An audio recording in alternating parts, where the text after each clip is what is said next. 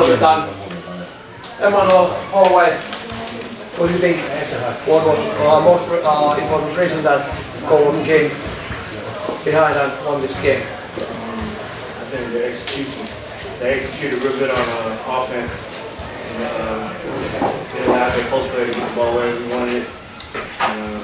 We played a great game. And they picked it up after we started off pretty good. And I guess it's just from execution.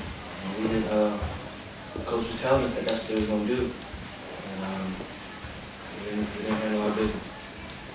Okay, you made most of the points from your team. What do you think about it? I just do whatever the team wants me to do, depending on how we're going. And I just had opportunities to shoot the ball, and I just took advantage of it. And, that's just how the game goes sometimes. You know, you get shots, you just got to be willing to knock them down. Okay. Kysymyksiä Emmanuelille. Okay, thank you.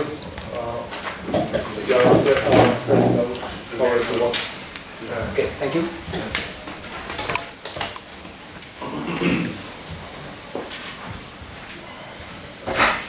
Teemu, sinun mielipide siitä, mikä oli tänään Kouvojen voiton avain?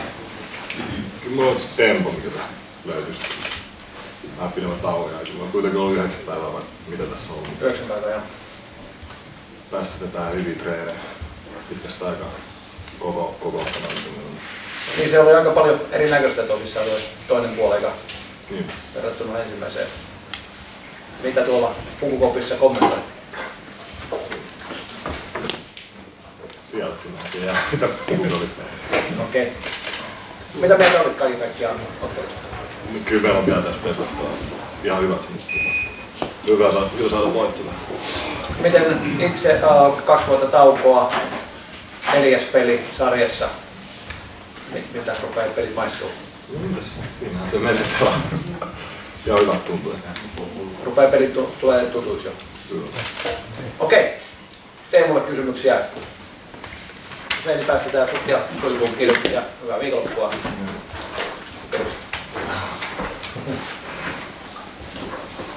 Okei, melkein sukulaiset täällä sitten jäljelle. Mikko, eka vuotta liiga peräsimessä 2 voittoa, 2 tappiota alla tänään Kouvola lähdettäessä. Millä ajatuksilla tulitte tänne? No ei mitään, tiedettiin, että varmasti tulee ihan erinäköinen koulu, kun nähdään asti ja tuli pari pelaajaa just ennen kauden alkua ja oli varmaan ensimmäinen jakso teillä, että saisi kunnolla reenata 9 päivää, niin kyllä se tietysti näkyy. Me tiedettiin, että hyvä joukkue tulee vastaan. Ei siinä sen ihmeempiä fiiliksiä. Aina sitä lähtee kaikkia pelejä voittamaan. Ei siinä sen Voidaan kai sanoa, että molempien valmentajien joukkueet edustaa tällaista kurinalaista pelaamista molemmissa päissä, eikä vaan puolustus ja joo, kyllä me ollaan vielä aika kaukana siitä, mutta yritetään ainakin.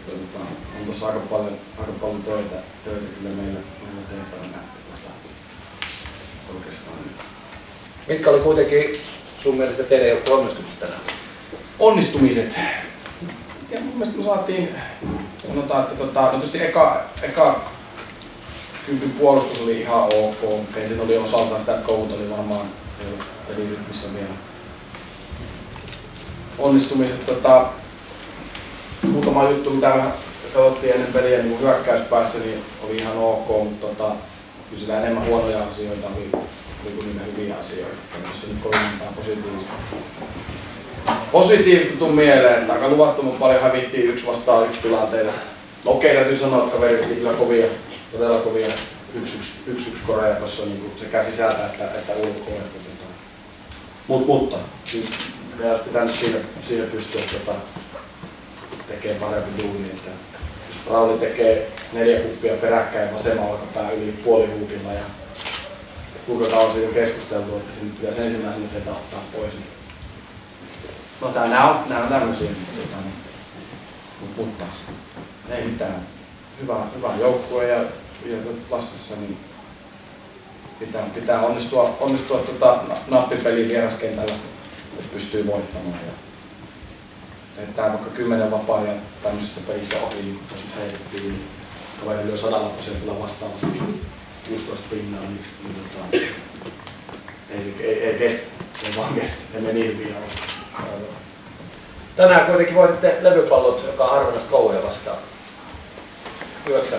No joo, vastaavasti heitettiin sitten ihan riittävästi siitä metristä ohi niiden levyjen jälkeen.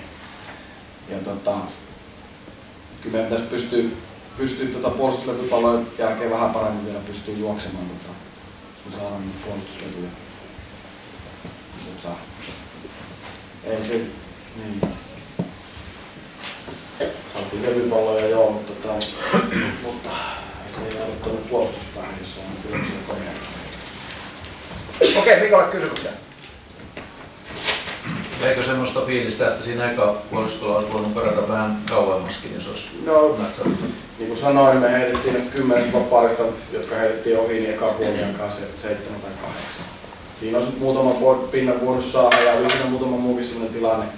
Ehkä, että siinä oli semmoinen etsikkoaika, mikä olisi pitänyt pystyä. Kyllä jos me oltaisiin menty puoliajalle johossa vaikka 90 pinnaa, niin se olisi voinut olla ehkä eri tilanne.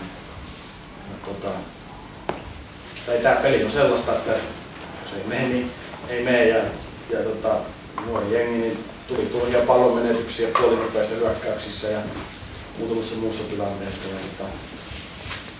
Ja hyvä joukkue vastassa, niin silloin yleensä niistä kärsii.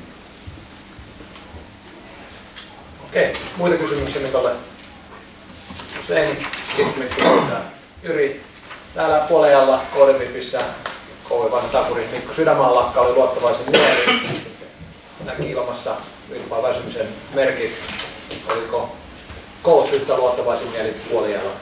No me oltiin tosi luottavaisin mielin kopissa itse asiassa, koska me yhdessä todettiin, että vastustaja oli hyvä, mutta me pelattiin kehno ensimmäinen 10 ja oltiin onnekkaita, että oltiin vielä puoliajalla pelietäisyydellä ja oli tiedossa, että me parannetaan varmasti toiselle puoliajalle. Ja totuus on se, että tuossa näkyy tuossa tilastossa toi 5-19 johto, mikä Salolla oli eka 10, niin muistaakseni sen jälkeen Salo otti 3 askeleet ja heitti pari vapaari ohi. Se on voinut karata helpostikin niin 15 pinnaa jo eka 10 jälkeen. Sitten kun me päästiin siihen peliin mukaan, niin 3. jaksolla sitten Salo oli skautannut meidän tietyt setit hyvin pois, niin me mentiin hyvin yksinkertaiseen meidän transition offensiin ja ruvettiin työntää palloa sisään ja lopetettiin settien juokseminen ja se peli aukesi. Brownin panos tietysti oli hyvä. Niin kuin sanottu, niin Brownin panosta ei olisi tänään paljon tarvittu, jos meillä ei olisi Teemu Rintalaa joukkueessa. On se niin huikeeta, että meillä löytyy tämmöinen backup vitospaikan pelaaja, joka pystyy tarvittaessa vetämään 25 minuuttia SM-sarjassa, niin sitä ei löydy monelta joukkueelta. Tämä Fields olisi tappanut meidät, jos meillä ei olisi ollut Rintalaa, että se peli olisi ollut taputeltu saman tien. Ja sitten tietysti, niin, kun se momentum tulee, niin Connerilta yksi heittokello Summerin soidessa, kova kokki 20 pitkän jätkän naamaa.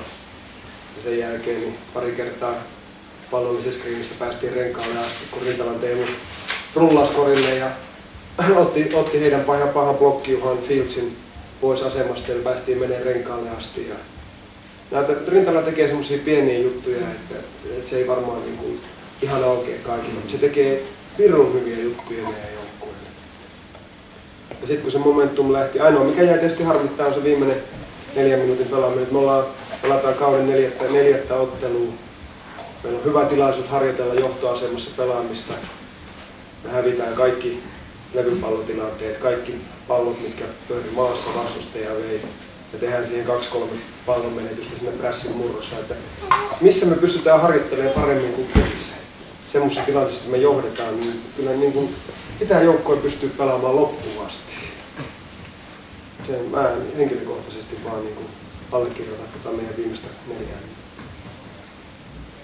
Mites valmentajana näet sen tilanteen, että voidaan sanoa ilmeisesti, että käytössä laaja materiaali tänäänkin 5 miestä teki 2-numeroiset luvut ja sen lisäksi vielä tosissaan niin kehuit Rintalaa, niin häneltä loistava ilta. Onko tämä positiivinen vai ongelma? Erittäin positiivinen ongelma. Ei siinä mitään, että joskus tulee sellaisia pelejä että me päästiin nyt 9 päivän harjoitustauon jälkeen ja päästiin pelaamaan, niin meidän avainpelaajat oli hyvässä iskussa. Meidän avainpelaajat oli fressejä, hyvin harjoittelineita, eilen levänneitä, tosi köykästä harjoittelua, niin joskus niitäkin pitää pystyä vetämään se yli 30 minuuttia ja tänään pystyy. Ei tosta niin pysty tuosta nostaa niin ketään pelaajia. Täytyy vastustajasta kyllä nostaa tämä Emmanuel Holloway, että ei mulla ollut ikin mainkaan kuvitelmaa, että hän on näin kova pelaaja ja näin kova heittäjä. Että pisti kovia koreja ja sitten siinä tietysti totta kai tapahtuu, että kun yhdellä jätkellä on kuuma käsi, niin silloin saattaa muut jäädä vähän vähemmälle pallolle ja sitten kun se paikka tulee, niin se heitto ei välttämättä menekään. Mutta äärimmäisen tyytyväinen meidän toisen puolen ja aggressiiviseen puolustukseen. Koko kentällä puolustettiin Salo pois pelialueelta. Pelasivat 8-9 metrissä suurimman osa ajastakin. Hyvä joukkue voitettiin. Kysymyksiä Jyri? Yleensä mulla on ollut niin, että multa ei kysytä mitään, kun mä puhun sen puolella. Oliko sulla Jyri toi Tukkonen alku siinä mielessä niin yllätys tämmöisen tauon jälkeen vai onko se toi yhtään? Mitä mä sanoin Tipissä? Oliko kukaan paikalla? Minä olen. Mä sanoin, että se alku on se just mikä pelottaa, että onko siellä jännittämistä tai onko siellä ylienergisyyttä. Nyt se on ollut jännittämistä. Mä uskon, että keskiviikkona nähdään vielä paremmin kuin. Okei, muita kysymyksiä vielä? Jos ei, niin kiitetään kaikkia. Ja oikein hyvää viikonloppua. Kerro mulle, mitä meillä.